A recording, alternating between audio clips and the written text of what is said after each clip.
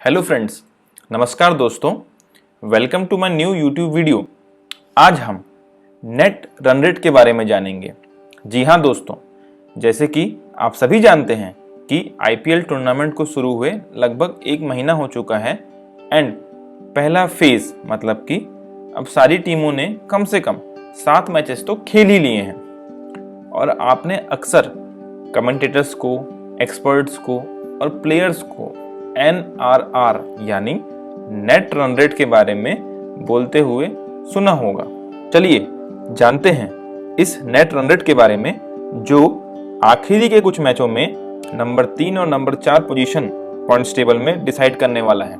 Simple भाषा में basically जो नेट रन रेट होता है, इसका यूज जो है जनरली कहाँ पे होता है, जहाँ पे मल्टीपल टीम्स खेलती हैं, मतलब जहाँ पे 2 से ज़्यादा टीम खेल रही हैं और उनकी रैंकिंग डिसाइड करना है मुझे, ताकि अगले फेज में उनको क्वालिफाई किया जा सके। तो वो किस तरीके से होगा, तो उसका एक तरीका है नेट रन रेट।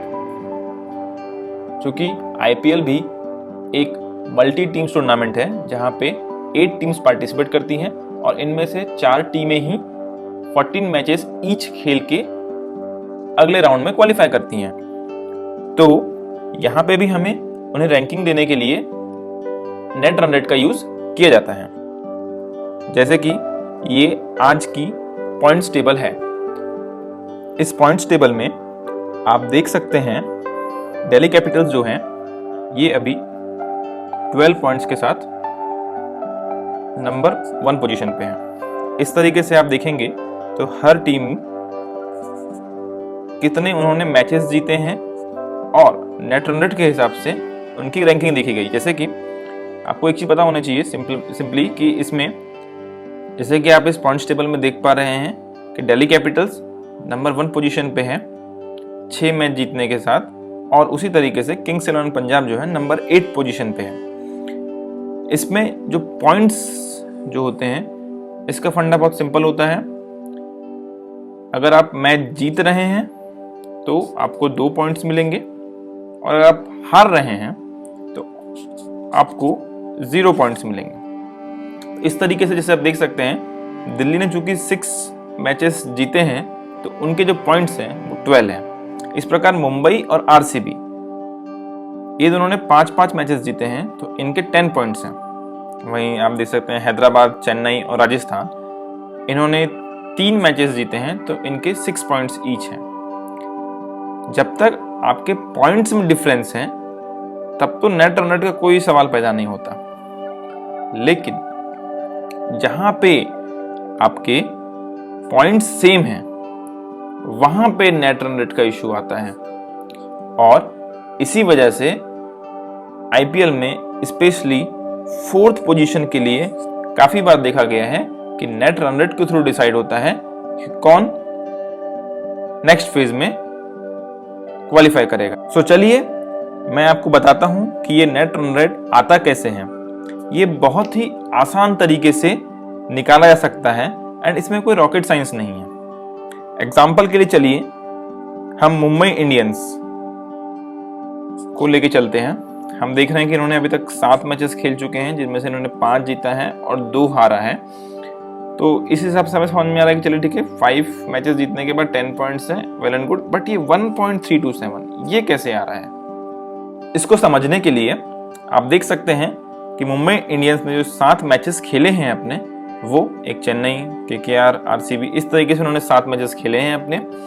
और इन 7 मैचेस में ये इस मैच में ये हारे थे एंड इस मैच में ये हारे थे। बाकी सारे मैचेस में इन्होंने जीत हासिल की थी।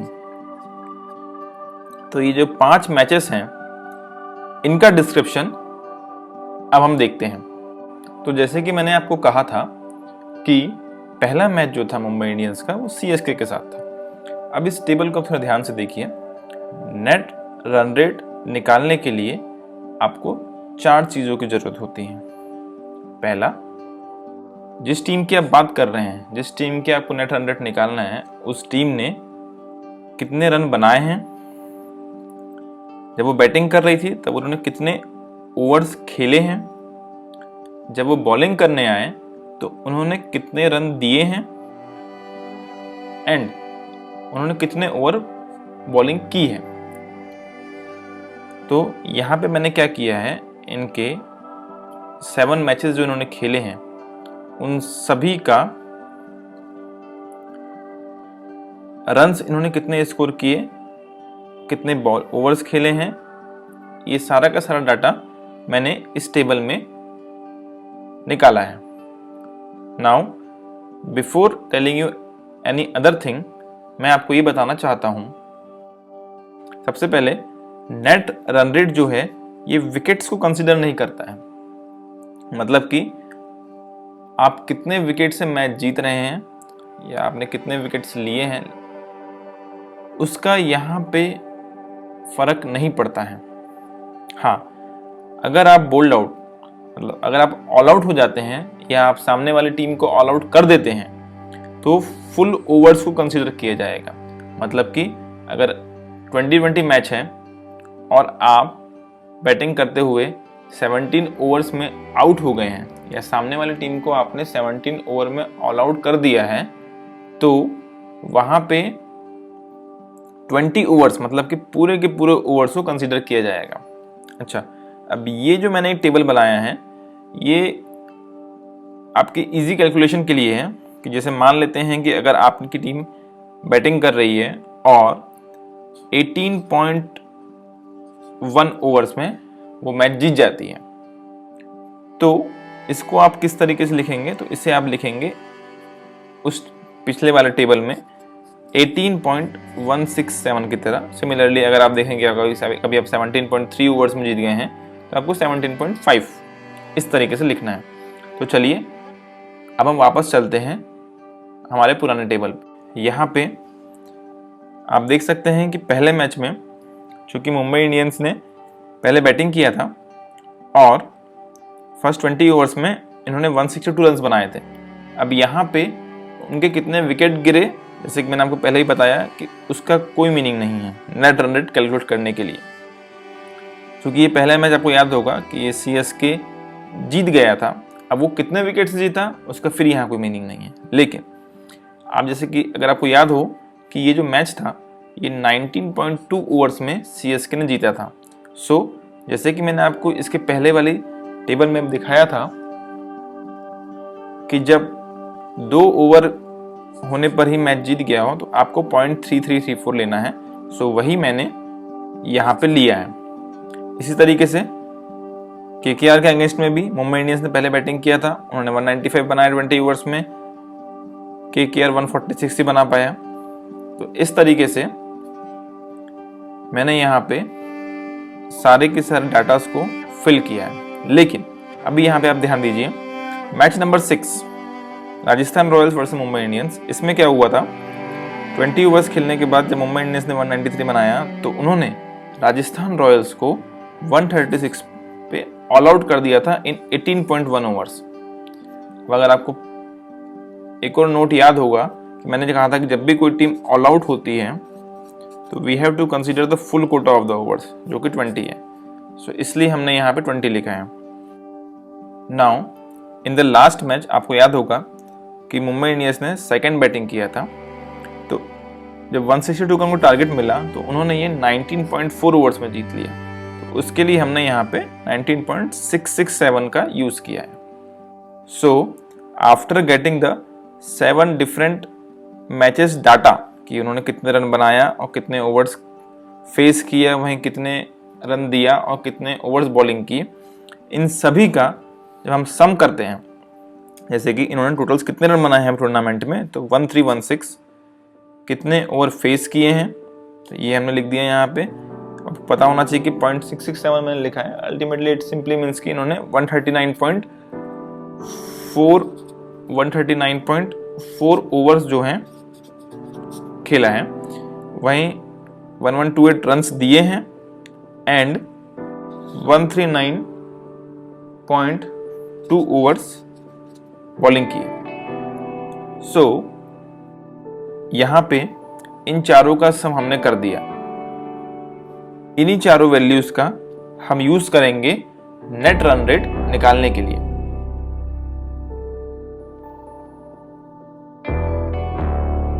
तो दोस्तों, जैसे कि मैंने आपको पहले भी कहा था कि नेट रन रेट निकालने का तरीका बहुत ही आसान है।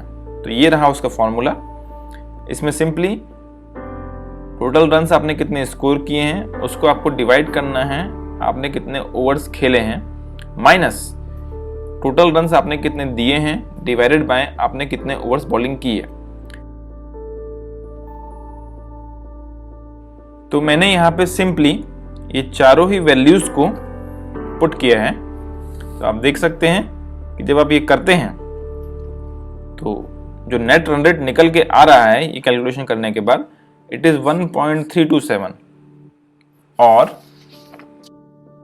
यही वो नेट रन रेट था जिसके साथ हमने शुरुआत की थी कि ये नेट रन रेट आता कैसे है। सो फ्रेंड्स, आई होप कि अब आपको नेट रन रेट कैसे निकालते हैं ये समझ में आ गया होगा। एंड जब आईपीएल टूर्नामेंट अपने लास्ट फेज में होगा, एंडिंग में होगा, तो वहाँ पे अगर आपको कभी कोई ये बोले कि पर्टिकुलर टीम को, फलाना टीम को ये मैच 15 ओवर में ही जीतना है तभी वो नेट रन रेट क्रॉस कर पाएगा और क्वालिफाई कर पाएगा आगे, तो आपको वो बातें, उसके पीछे का लॉजिक पता होगा। अगर आप थोड़ा और डीप में जाना चाहते हैं तो एक बहुत सिंपल फंडा यहाँ पे आपको समझ में आ रहा होगा। जब भी एनआरआर आपको अपनी टीम का ज़्यादा करना है या ज़्यादा चाहिए तो उन्हें ज़्यादा से ज़्यादा रन बनाना चाहिए, कम से कम ओवर्स खेलना चाहिए, कम से कम रन देना चाहिए एंड ज़्यादा से ज़्यादा ओवर्स बॉलिंग करनी चाहिए। तो ये जो होता है ये आप मैक्सिमम कब कर सकते हैं, अगर आप टीम को ऑल आउट करते चले जा रहे हैं। अगर आप नेट रन रेट को और अच्छे से समझना चाहते हैं और डीप में जाना चाहते हैं कि किस तरीके से एक पर्टिकुलर टीम अपने नेट रन रेट को और बेटर कर सकती है, तो उसका सिंपल सा फंडा ये है कि जब आप बैटिंग अगर सेकंड कर रहे हैं तो कम से कम ओवर्स में मैच जीतिए। अगर आप बॉलिंग कर रहे हैं तो कोशिश कीजिए कि आप टीम को ऑल आउट कर पाएं, क्योंकि उससे जो बॉलिंग ओवर्स हैं ये मैक्सिमम हो जाएंगे। आप इसे देख सकते हैं कि अगर आपको नेट रन बढ़ाना है तो आपको टोटल रन्स ज़्यादा से ज़्यादा बनाना है, ओवर्स कम से कम खेलना है, रन्स कम से कम देना है और ओवर्स ज़्यादा से ज़्यादा करना है। सो नाउ आई होप कि अब आपको नेट रन रेट का A to Z समझ में आ गया होगा और अब आप इस बारे में किसी से भी आराम से बात कर सकते हैं।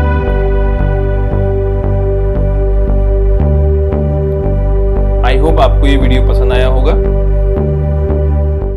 Thank you.